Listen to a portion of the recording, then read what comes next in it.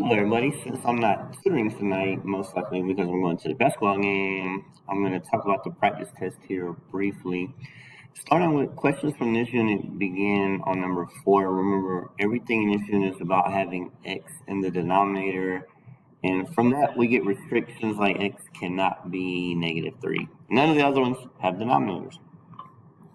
So bring me on to number 5. Got to fix the negative exponents. I'm going to be kind of brief because videos are limited to 15 minutes.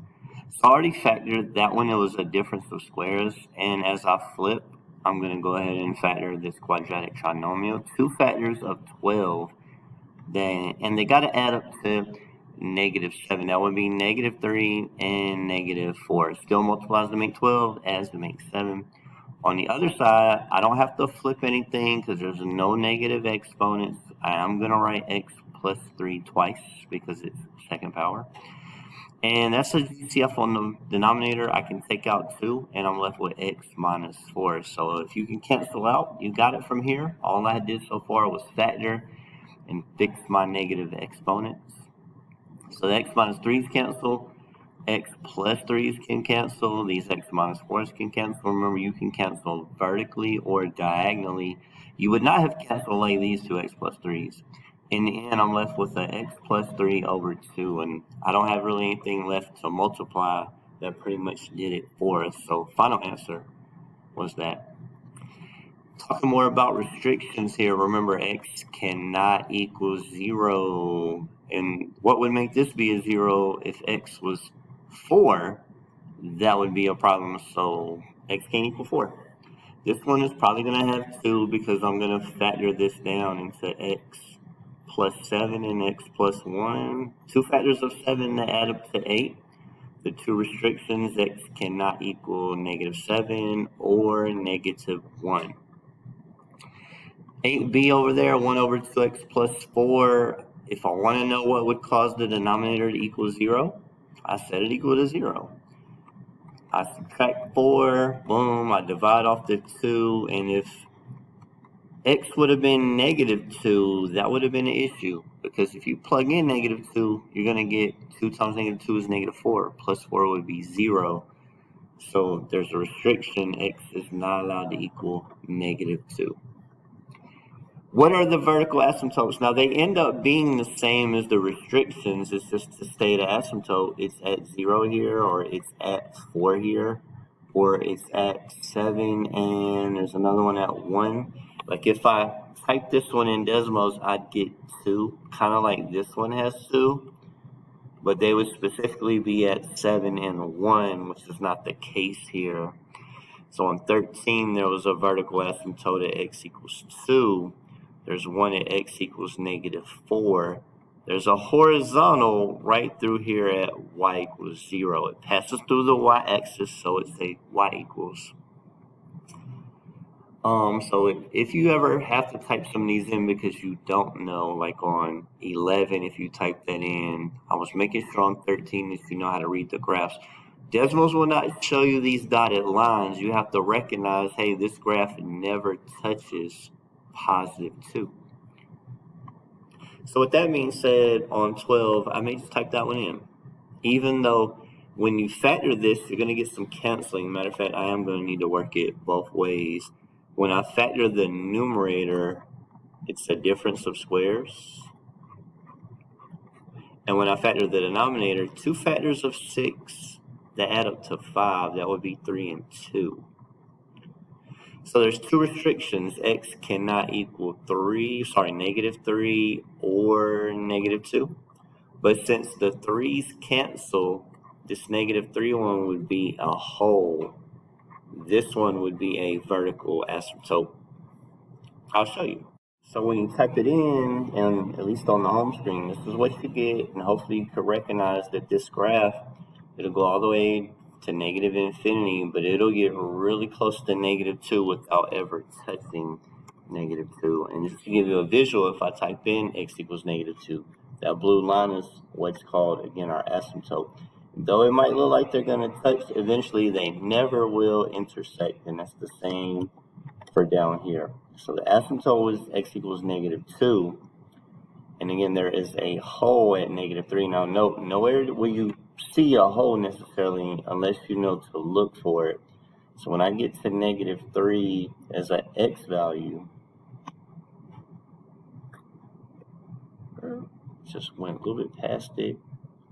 Again, if you don't know to look for it, it's tough to find. There you go. At -3, there's a hole because -3 is a restriction. The graph cannot touch -3. 14, why doesn't this one have a restriction? There's no x in the denominator, so there's no restriction on it. There's no possibility of this becoming 0. It's just a 5. Factoring, hopefully you're already good at this. First of all, talking about the types, this is a GCF. I can divide them both by 4 and x, leaving me with 3x squared plus 5. We started with x to the third. We factored out one of the x's, so I'm left with x squared. I had 20, I'm dividing out 4, I'm left with 5. I had 12, I'm dividing out 4, I'm left with 3. I'm basically doing distributive property in reverse. I'm undistributing it, if you want to say.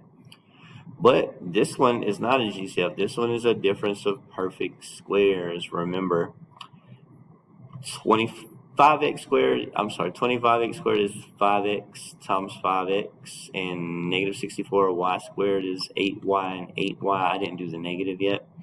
Remember, it's always just one of each. One is a plus, one is a minus. And that's the factorization there for difference of squares. Make sure you know how to make your list of squares.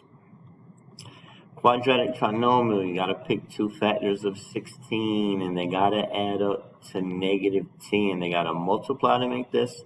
They got to add to make this.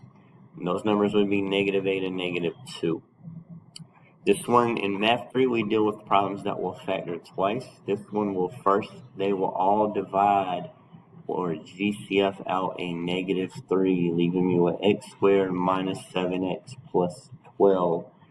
Super important to remember that when you have a negative in the front, you always want to factor it out. And then it's a quadratic trinomial, two factors of 12 that add up to -7. X minus 4 and x minus 3, it still multiplies to make 12. You still got the -3 in the front. This one, GCF and then difference of squares. I believe I'm running a little short on time. You're going to see some more factoring practice down here with these. This side is already good in factor. This side, remember, division of fractions is keep, change, flip. So we got to flip this one. While I'm at it, they'll both divide by 4, leave me with this. And this is a difference of squares. 144 is 12 squared. X plus 12 and x minus 12. If you're not good at factoring, go back to Unit 7a's video or Unit 7a's delta. Make sure you're good, because the rest of this is easy. X plus 12s will cancel out.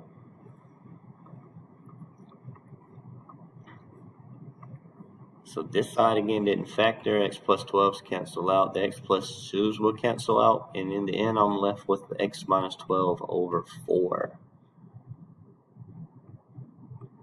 Again, I'll come back to the ones I'm skipping a little bit later if there's an issue, if I have time. So with the equations, I definitely need to do 22. With the equations, you really want to put one side on one line and the other side on one line and see where they cross at. Because the long way would be to make sure they got a common denominator, which I'm going to have to multiply up here as well. And then once I've simplified this side, I can cross multiply. I actually did one on the warm-up for discontinuities, asymptotes, that warm-up I went out by hand. So anyways, to add or subtract two fractions, remember you gotta have a common denominator. So what do I need? This side would need the x plus 5 and this side needs the x minus 3. And whatever I'm doing in the denominator, I'm going to have to do in the numerator. But good news on this one, you've only got one item multiplying with the phrase or with the expression. So you don't really need a box method, and if you did, it would be a smaller box because it's 3 times both of these. You're not doing 2 pieces times both. So that's a 3x and a minus 9 and a 2x and a 10 over there. Just 2 distributed over here. The denominator stays the same, x plus 5 and x minus 3. I can add these two because they're like terms, and I can add these two. So that's 5x and 1. Now this is the final answer, even though the denominator is in factored form and the numerator is in standard form, and they're 2 different forms, which is kind of weird, but this is the way the EOC has it. They would call this the A and the B in their drag and drop problems. A being 5, B being 1. So when you simplify it again, you're going to get, this one will have a box method in 3 parts. You're going to have an A, B, and C answer to drag and drop. So if you get like a 17 for C, there should be a 17 in the last box. That would be the first one I'll do if I have time. These word problems should be pretty simple. Remember, always time together over person A plus time together over person B is equal to the number of jobs. It's a good one to start with is 29. Well, it's a little challenging, which is why I'm jumping to this one. A nail tech can serve 30 patients in 5 hours. This is the job, and the nail tech is person A. Boom. She would like to hire a nail tech so that together they can serve the same 30 patients. Again, that's the job, but together she wants them to be able to do it in 3 hours. So I'll put 3 in time together spot. We don't know how fast person B needs to be, and they're serving 30 patients. That's what the job was, to serve 30 patients. So 60 would have been 2 jobs, or 90 would have been 3 jobs. Type this on one line, type y equals 1 on the other line, see where they cross at. It should definitely be less than 5 hours, because now it's going to be 2 people. Oh, wait.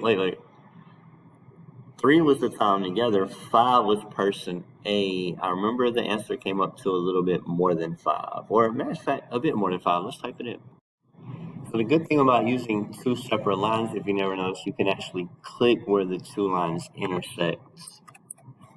Not always, but sometimes you can type it all in on one line and you can get the same 7.5 answer here, but you can't always click on it depending on how the equation is set up. I got a good question today. I think it was 2720, all kind of good questions. Oh yeah, on the most missed questions list, there's a good one about one person being twice as fast.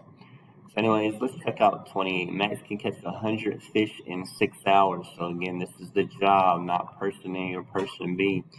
Betty can catch 100 fish in 5 hours. How long does it take them to catch 200 fish? Now note, 200 fish is 2 jobs. Person A was 6 hours, person B was 5 hours, and we do not know the time together. I anticipate it's going to be more than 6 for the answer because they're doing the job twice. So let's see how far I can get on 25. So save a little bit of time. I jumped ahead a little bit. I know that this side needs x minus 3 in the denominator. This side needs the x plus 2. I already distributed the 3 up here to get this part. It's just one thing multiplying with 2. That's a lot easier. You don't really need a box. If you did, it would just be a smaller box. But on this side, I'm going to need the box to do that. I learned something valuable just watching a student today. Make a nice big box. Give yourself some room. Sometimes I think I'm just focused on talking about it rather than doing it though. So x squared plus 7x minus 10. And remember, I'm adding these to it. So I'm adding 3x minus 9. If I was subtracting, I would need to subtract this one, and this one. But luckily I'm not here. So final answer here, x squared plus 10x minus 19. The A is 1, the B is 10, and the C is negative 19. If I didn't mess that up anywhere, hope not. Well, just made it in under 15 minutes before the video cuts out. Thank you so much for watching.